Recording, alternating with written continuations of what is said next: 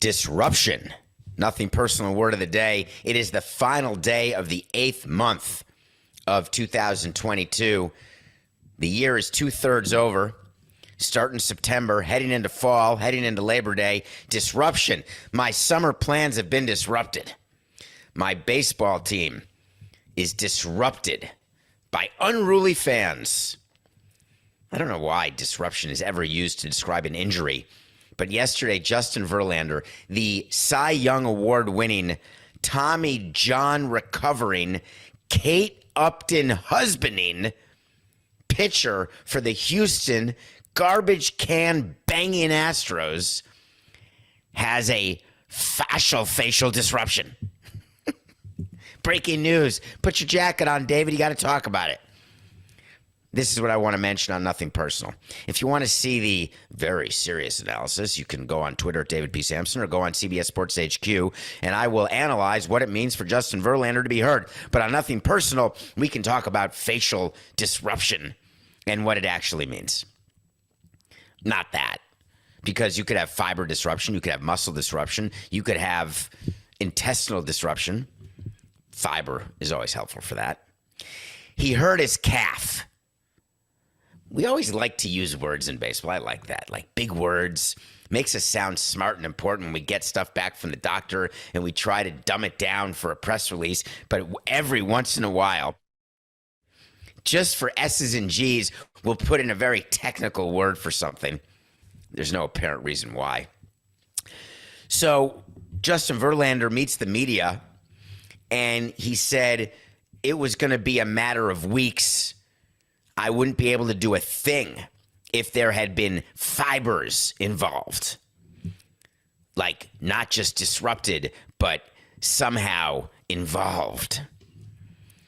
Justin Verlander's not a doctor, but what he was told is that you've got to rest. We've got to wait till your calf doesn't hurt, because when your calf hurts, as you know from the show, we don't let pitchers pitch who have any lower body injuries because it will change their mechanics, which has a chance to hurt their arms. And Justin Verlander, he's hanging on by a thread of a leg, and he's 39 years old. And they're going to re-sign him. So therefore, you rest. They've got a 4-game lead over the Yankees for best record in the American League. They've already won their division.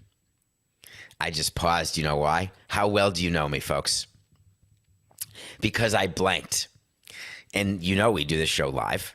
I said they've got a huge lead. They've already won, and I just blanked. It's AL West, obviously, but I blanked, and I just delayed long enough to remember that the Astros are in the AL West. That's what I just did. True that. He acknowledged that if it were a worse injury, he would have been out for the season and the playoffs. The problem with August 31st is that when my phone would ring and it was the trainer or the GM about an injury, you're talking about injuries where players are out for the season.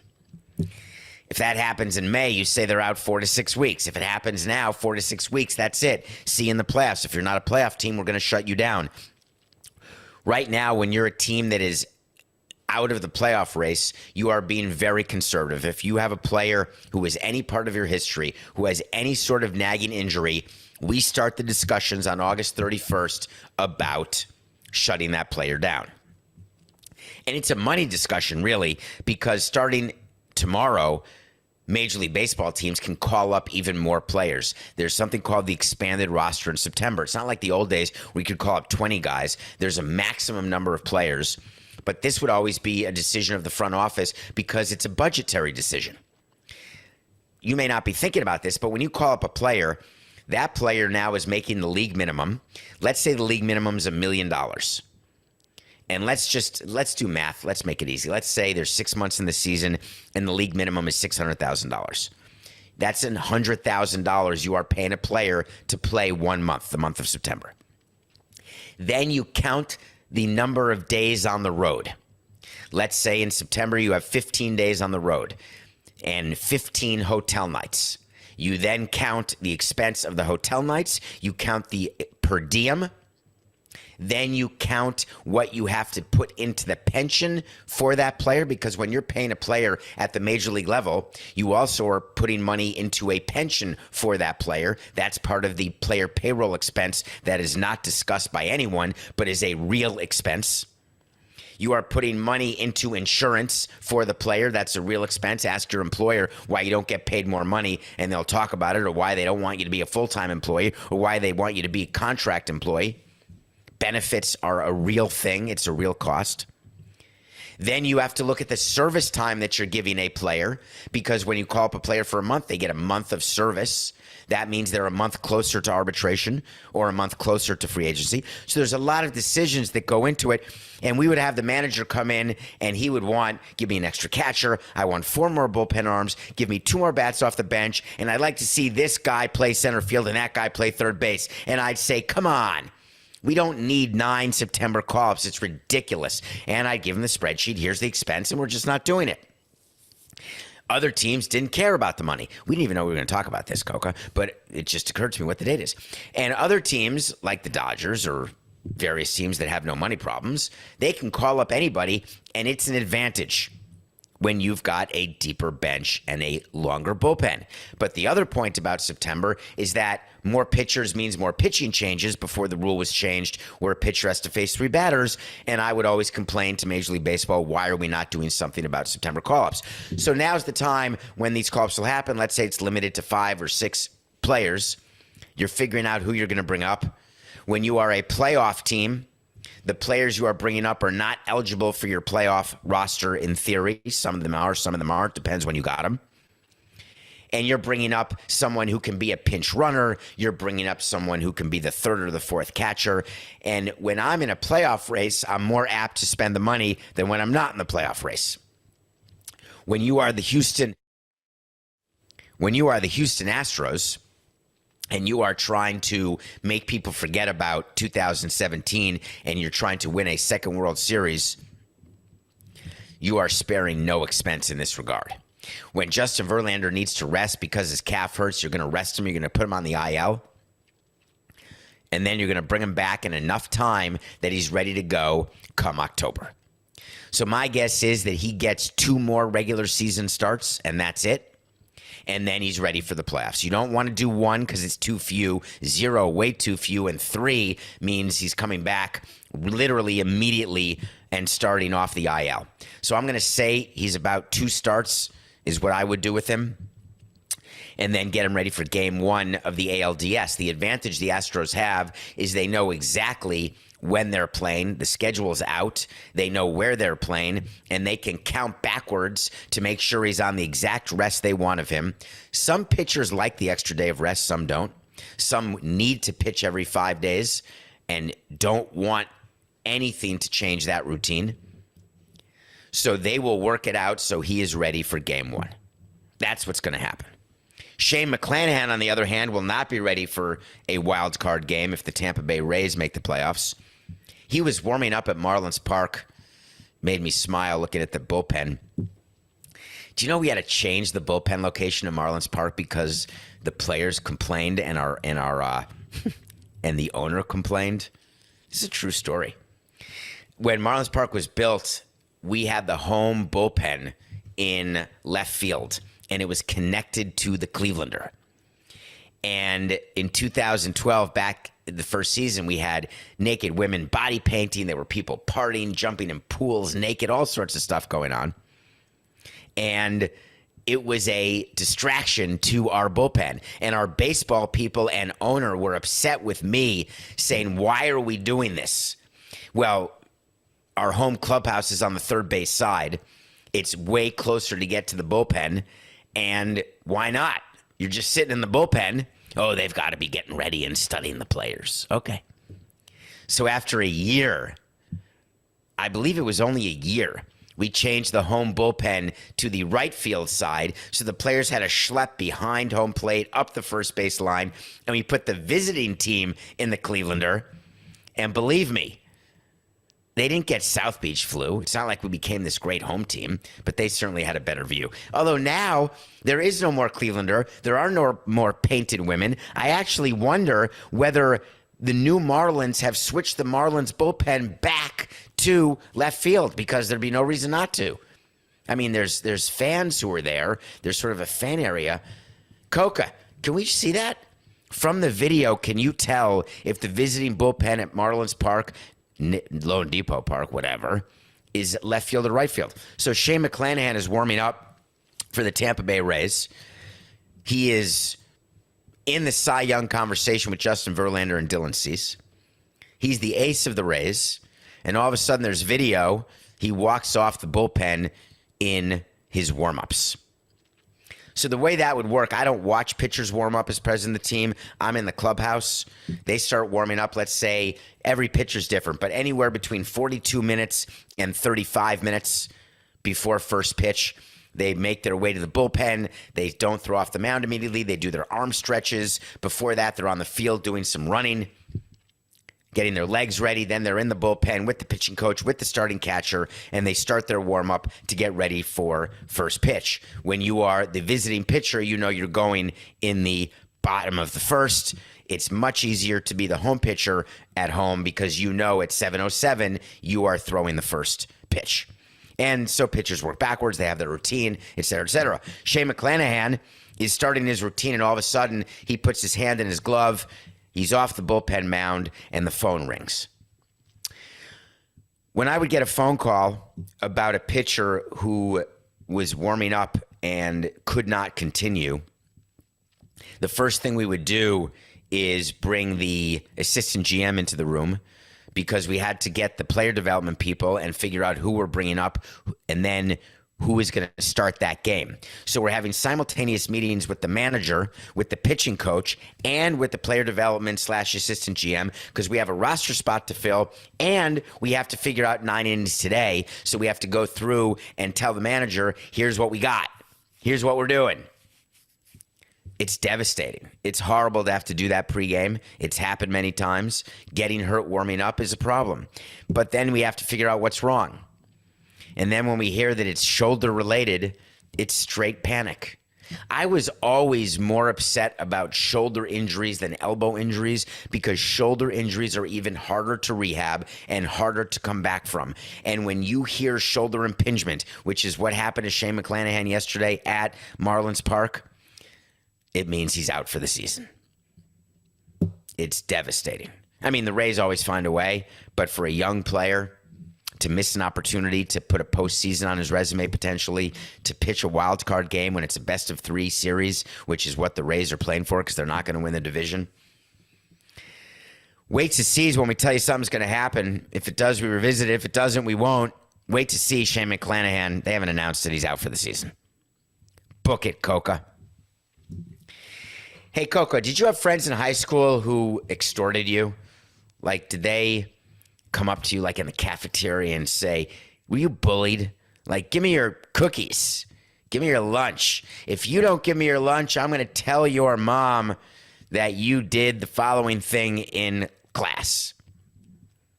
I mean, that's sort of dime store, high school type extortion. You don't often read about extortion in professional sports when it doesn't involve smuggling.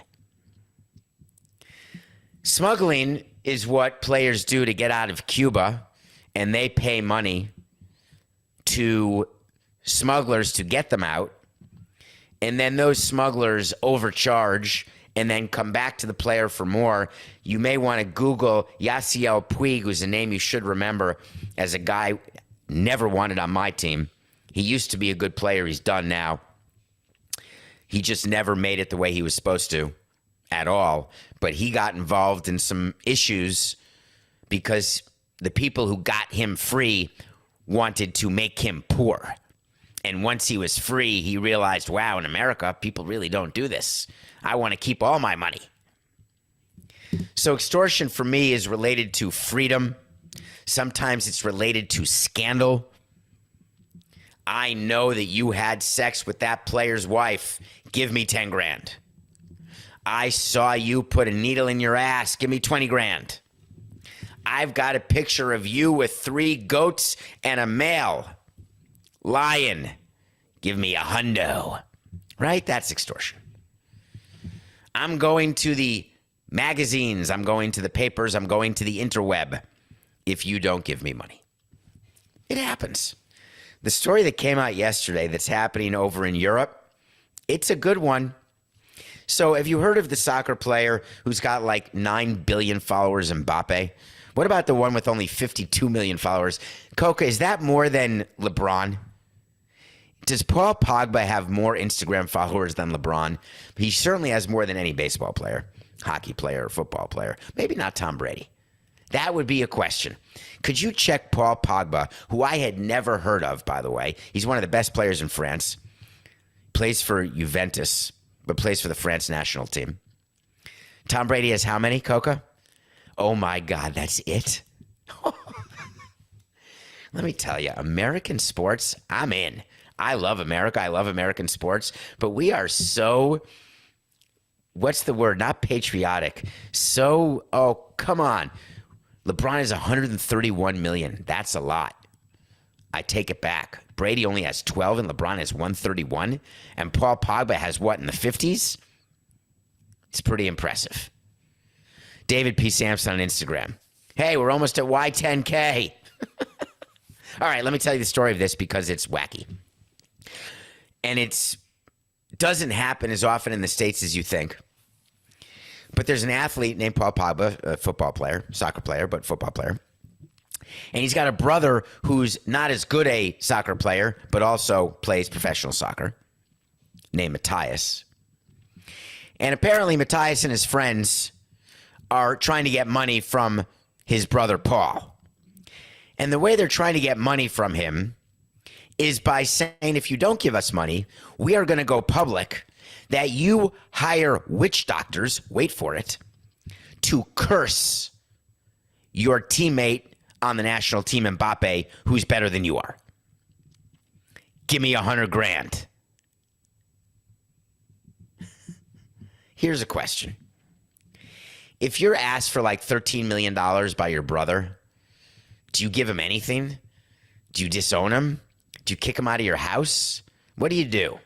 What is it about families? What is it about money? We have a whole show about it being nothing personal. It's just business.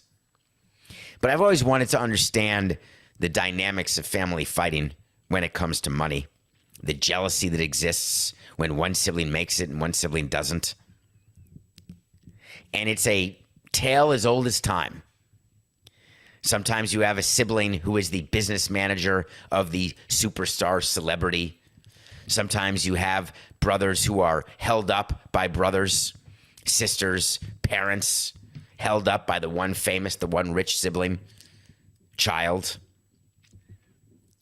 What happens if the child has an unbelievable talent, like piano playing, or like Yo-Yo Ma style cello playing, where there's not a lot of money? Do you still have a group who lives in your house? Is there extortion, or is it only when there's money involved? Now, you're going to say it's very silly of me to think of things that way, because it's always got to be with money. Can you extort with anything other than money? Yes, you can extort with emotion, can't you? Withholding love, making your love conditional when it's supposed to be a family member, when you don't ask your family member for money, but you ask them for something else that they need, that they want, when they show petty jealousies. It may be the worst sin of all of them. The 7 deadly sins. Isn't jealousy on that list, Coca?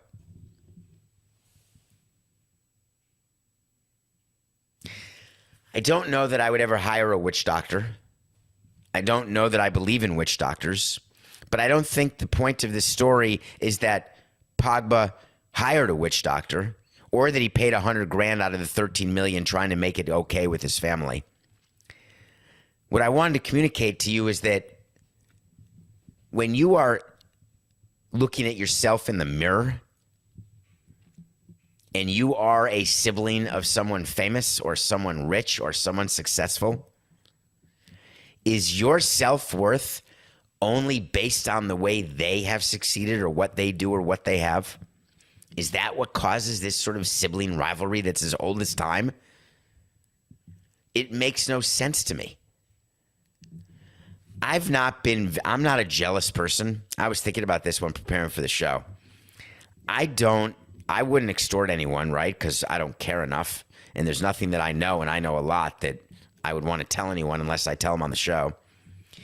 But jealousy to me is such a waste of time, and it all goes back to time for me. Not taking the time. I did take the time to watch a movie yesterday, and we're going to discuss it in detail because it's a story you know of in a series that we've talked about, but we're going to go into some detail. And then I'm going to talk about why I don't like my players playing internationally. We'll be right back. Welcome back to Nothing Personal. It's David Samson. Thank you for being a part of this show today. Rate, review, follow, do what you do. Go on TikTok and Instagram, nothingpersonal.npds. Coca's having some fun. I'm watching these Untold documentaries on Netflix. They're coming out. I watched 2 of them yesterday. I can only review 1 today. And I'm going to review Operation Flagrant Foul. It's the same one with Matei and Tayo, the catfish one that we reviewed last month or whenever it came out. I think they come out once a month or something. Although I feel like I just watched that one. And this one is called Operation Flagrant Foul, about Tim Donaghy. The story of Tim Donaghy is he's an NBA referee who gambled on basketball, and it was a major, major story at the time. But here's what you're not focused on. Tim Donaghy said the quiet part out loud and got shut up in a New York minute. He was trying to explain as a way to save his own carcass, which was roasted, done. He gambled. He was involved with mafia people. He served time in jail. He will not recover, get his reputation back ever, period. That'll be it. But what he did in an effort to try to get a decreased sentence is he ratted. And what he ratted was on the NBA for its preferential treatment of certain stars and certain players. NBA's desire to have a series go 7 games and not 4. NBA telling referees pregame what to look for, what to call, what not to call. And the NBA under David Stern, rest in peace, made sure that none of that saw the light of day. And I've got a newsflash for you. Everything he said is true. But he's the wrong messenger because he gambled on his own games and likely fixed the games that he gambled on. Why couldn't there be somebody else like me on Nothing Personal telling you what it's like in Major League Baseball and the National Basketball Association, which I've told you many times before? Yes, they want 7 games. Yes, the umpires are aware of the series score. Yes, they're aware in basketball of who they don't want to have in foul trouble and who they do. Yes, they're aware of what they want to call on certain players and what they don't want to call on certain players. It's all discussed. It's all there, but it's kept very quiet. Because God forbid anything would get in the way of the behemoth that is the NBA.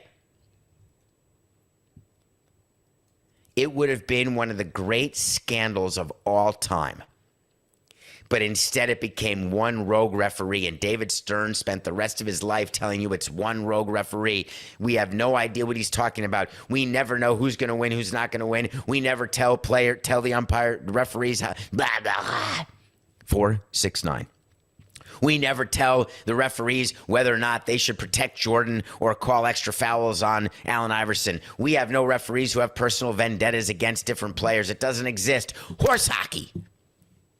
It exists with umpires. It exists with referees. It exists in the human condition. You cannot separate when you've got a personal issue versus a professional issue.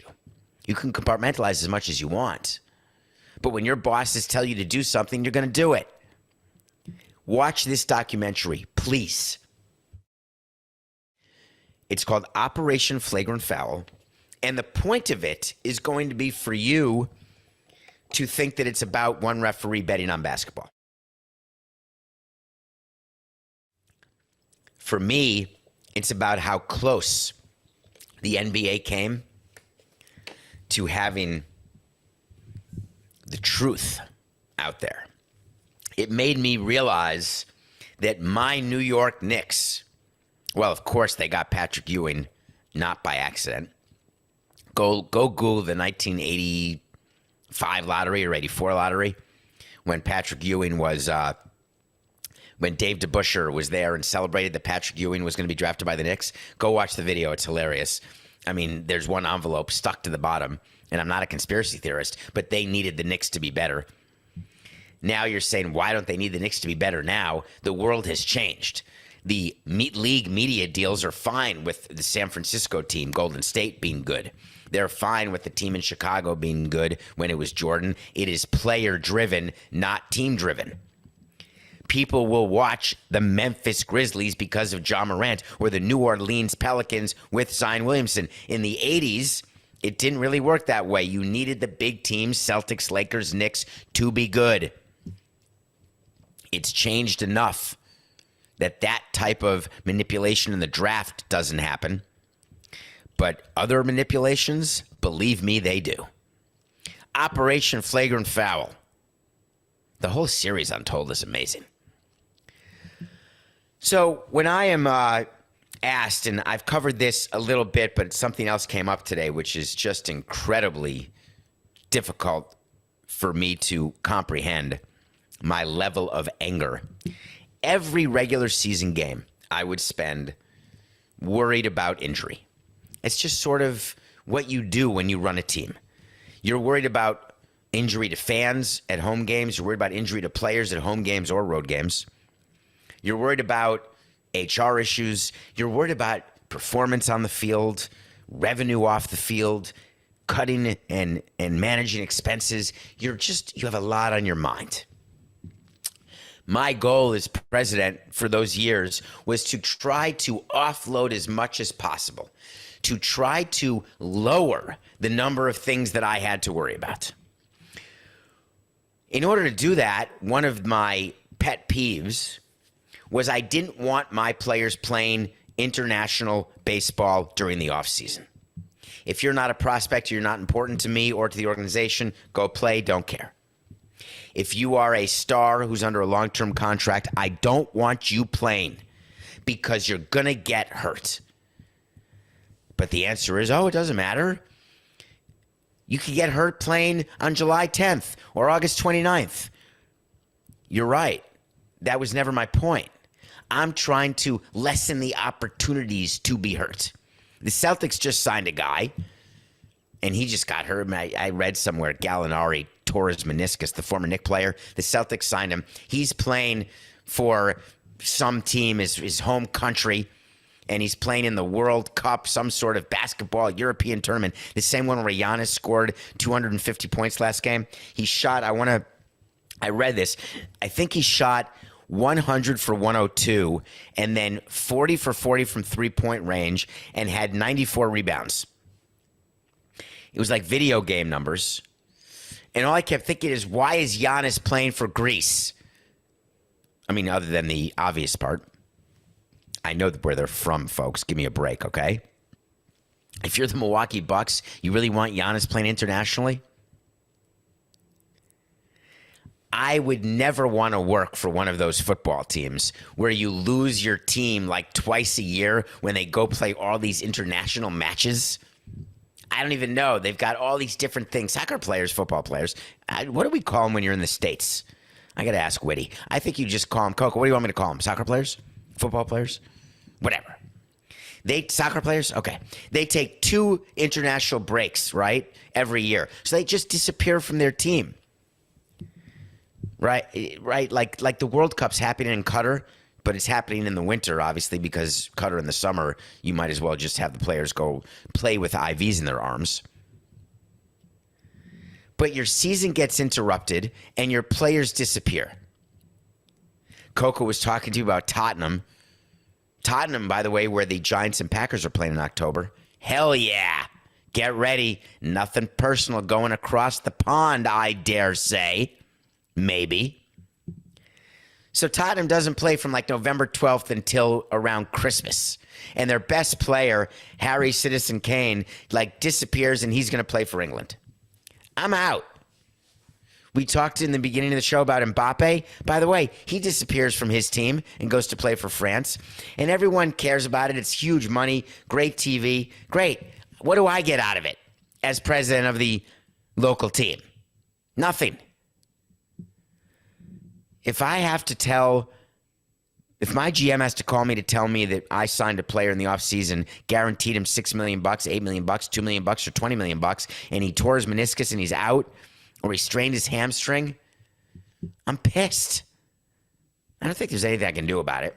In baseball, what the owners say they can do about it is they can control who plays in the World Baseball Classic. That's about what we have. We have rules about who gets to play winter ball in baseball. So you can stop players, but owners don't like stopping players because the players complain and the agents complain. Sometimes the agents actually call you and say, don't let my player play in winter ball. I enjoy that very much. But don't play me. Then he's going to leave me and go to Boris. So next year is the World Baseball Classic, and you're seeing announcements by Major League Baseball right now. He's in, we're all in. We've got Cedric Mullins in, Will Smith in, Mookie Betts in. Great players are playing for the USA team. The USA team is stacked. No question about that. As a member of the International Committee, I had to always be out front saying, I'm in favor of the World Baseball Classic. I want my players to play. They have no better likelihood of being hurt in a World Baseball Classic game than in a regular game or in a spring training game. And my fingers and toes were always crossed. I didn't want any of our players playing in the World Baseball Classic because the World Baseball Classic happens in March and it requires players to have a shortened off season to go to spring training early, which they don't love doing. Then they have to ramp up to game speed way earlier than they'd normally have to. It's hard on pitchers. Hitters aren't ready. And it may or may not lead to more injuries. MLB commissioned a study to prove to owners and GMs, listen, support the WBC. This is our reason. The reason we have the WBC is we were kicked out of the Olympics, and we've got to show that we can do a World Cup type thing, and we can eventually sell the TV rights and make some money. I get it. I want baseball to spread around the world. I want its popularity to increase. I just don't want it to be at the expense of my players. I want nuclear energy, just not in my backyard. I want criminals to be in prison, just not in my backyard. It's the old not in my backyard theory. I get it. So when you're on the International Committee, one of the conditions precedent to be named to the International Committee, which is a committee of owners and presidents where you are supporting the international agenda of baseball, you have to agree that you are going to have your players playing the World Baseball Classic, because there was a time when the World Baseball Classic started that there were people on the International Committee who were not letting their players play. And I would stand up and the commissioner would be right next to me and we'd say, this doesn't look great, does it? And I liked being on the committee, so we'd say, oh yeah, we're very pro it. I talk to the players, yeah, come on, play, it'd be great. But deep inside I'm saying, no, it's terrible. And there was a thought of moving the World Baseball Classic to the All-Star break and actually not doing an All-Star game every year, but doing every 4 years, doing the World Baseball Classic during the All-Star break. That was discussed at several meetings. I don't know whatever became of it. Obviously, they don't do it. Next year's World Baseball Classic is still in March, so I would assume that that never passed. But the whole interrupting a season thing, you know what baseball will do? I figured it out. This is a good one. The NBA talked about an in-season tournament. If the NBA does that, MLB say, oh, I think we should do that. That sounds great. And the players' union is going to say, oh, no, thanks anyway. The Mets stink. I'm sorry. For all of you Met fans, Scott, Matt, Jack, I'm off. I just am. The Mets lost to the Dodgers. I really did not think Andrew Heaney had it in him, and he only had 5 innings. I guess I forgot that the Mets offense is not great. We're back to 15 games over, 92 and 77. Not terrible. We're still winning units for the year, but we were approaching 20 games over. Now we're 15 over. Tonight, I want to draw your attention to the Albert 469. Tonight, I want to draw your attention to the Albert Pujols drive for 700.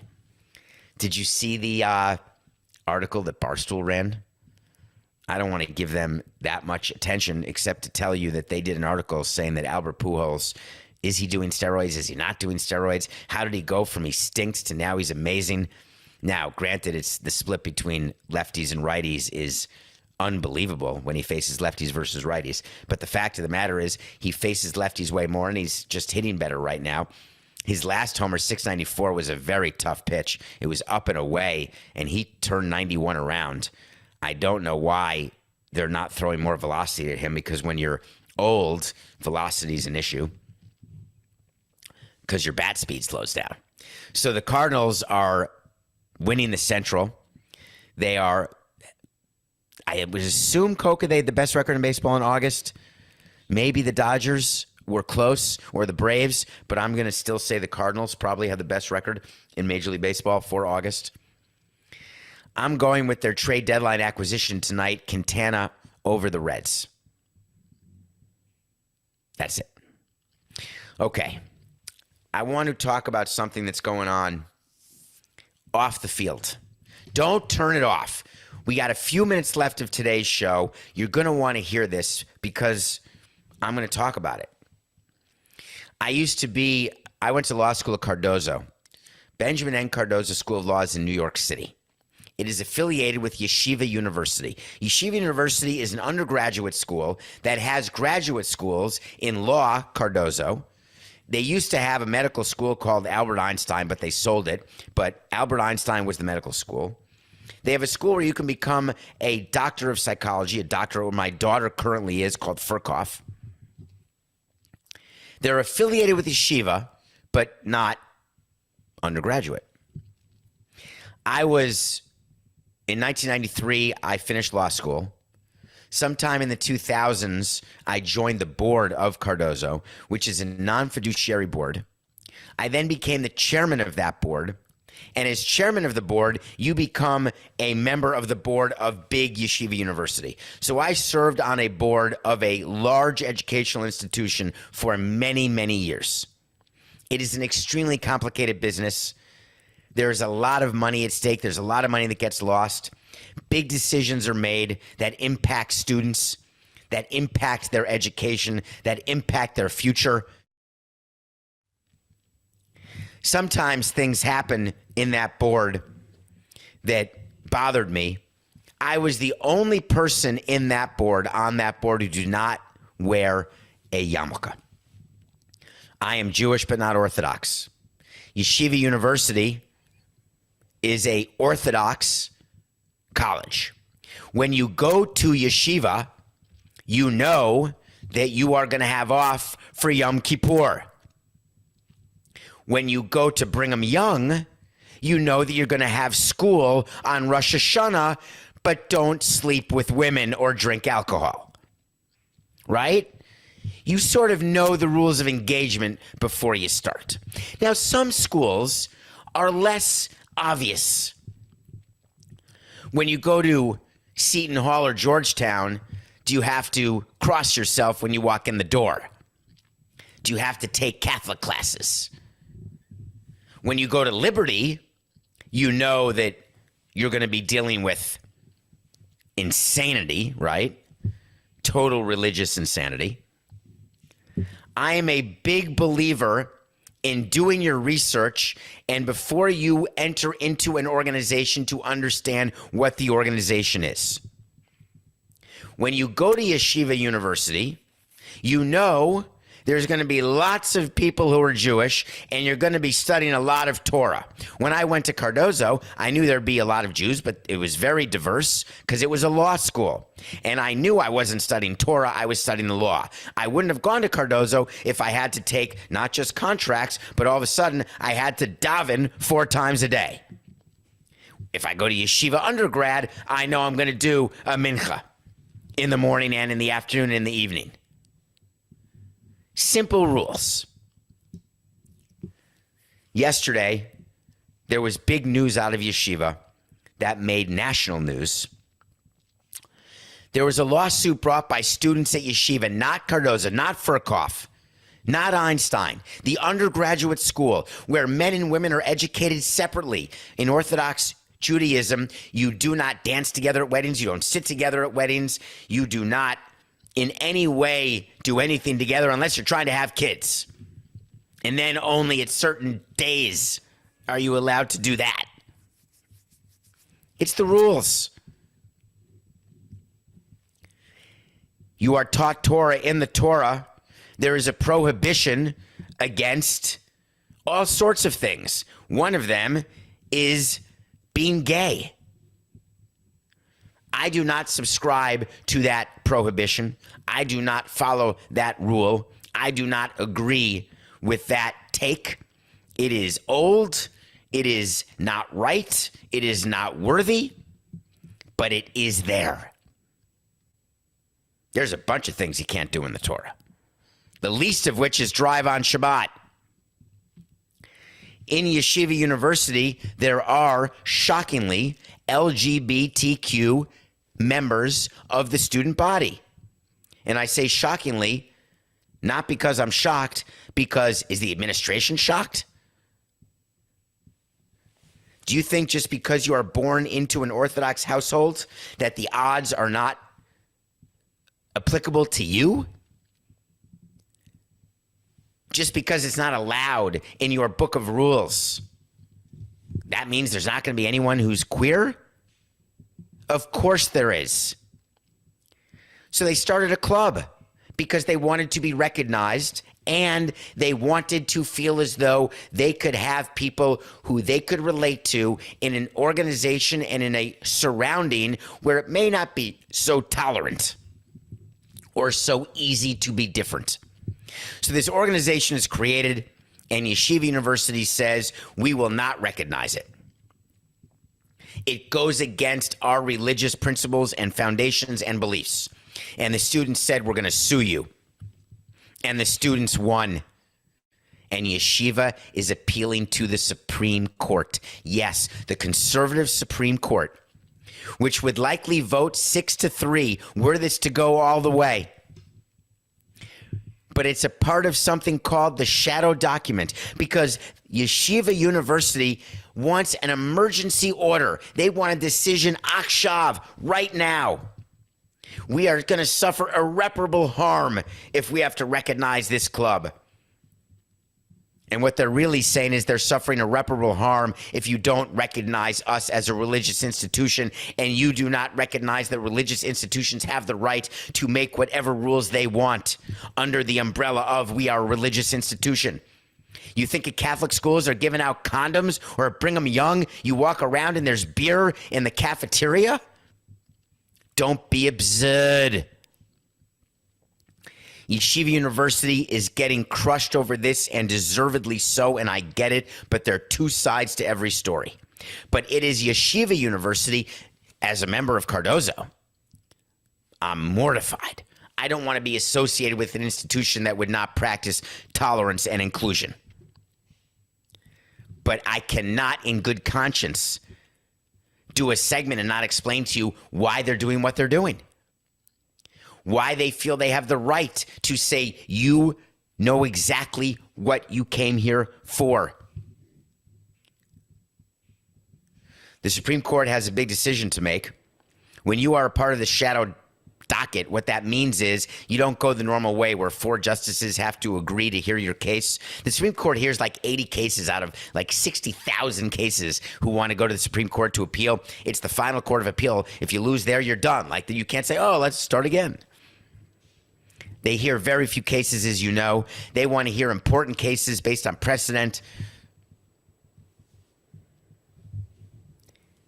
This court is very interested in blurring the line and blurring the line that separates church and state. This court is very interested, given its political makeup, which this court should never be political. It is an apolitical body. And it has become a political body. There is great interest in this case. But the way the shadow docket works is you've got one Supreme Court justice who is in charge of the district, who in this case is Justice Sotomayor, who is a D, not an R, which we should never say about Supreme Court justices, but that's how it goes. She has the power to say, I don't think we're going to hear this one. But the fact of the matter is, if she knows that there are at least 4 justices who would want to hear it, and there are at least 4 justices who would want to rule on it, she's going to have a hard time not ruling on it, not having it heard. But the emergency is not that school is starting and this club has to be recognized. Therefore, we need a Supreme Court ruling in the next 10 days. The emergency is that we've got to make sure Yeshiva, this is what Yeshiva is saying, is recognized as a religious institution because there are concomitant benefits federally that come with that.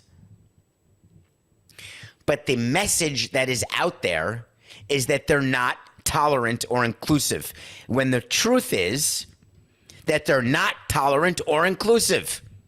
And you've got the graduate schools out there hanging alone, trying to figure out how to tell their students. My daughter, who's currently there, is getting emails talking about their position on this and how they do not stand with their parent organization. It's the equivalent of a sports team coming out and saying what the commissioner's office has just done, we don't agree with and we're not going to do it. Except this is a much bigger deal. You can read more about what's going on with this case. You can go online if you want. But so often with these cases, so often, they hide it by saying it's just business. And they look at the kids, students, and people impacted, and they say, it's nothing personal.